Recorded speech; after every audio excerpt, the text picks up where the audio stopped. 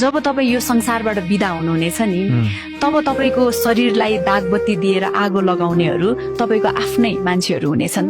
तर त्यही आफ्नाहरू तपाईँलाई जलाएर फर्किएपछि घरभित्र पस्नु अघि राम्ररी नुहाउँछन् ताकि तपाईँको छाया, तपाईँको ऊर्जा वा तपाईँको कुनै पनि अवशेष उनीहरूको घरसम्म नपुगोस्।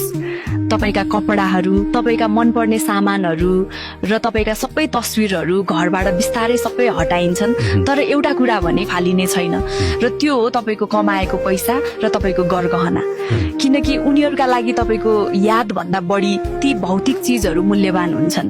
अनि त्यही बेला एउटा कठोर सत्य बुझिन्छ, सायद यो दुनियाँमा मान्छे भन्दा पनि उसले कमाएको धन र उसले छोडेको मूल्यवान कुराको बढी महत्त्व दिइने रहेछ। त्यसैले मेरो विचारमा तपाईँ जिउँदो हुँदै अलिकति आफ्नै लागि पनि बाँच्न सिक्नुहोस्, किनकि अन्त्यमा तपाईँले यो दुनियाँलाई कति दिनुभयो भन्ने भन्दा पनि तपाईँले आफ्नो जीवन कति खुलेर, कति शान्तिसँग र कति खुसी भएर जिउनु भयो, त्यही नै तपाईँको वास्तविक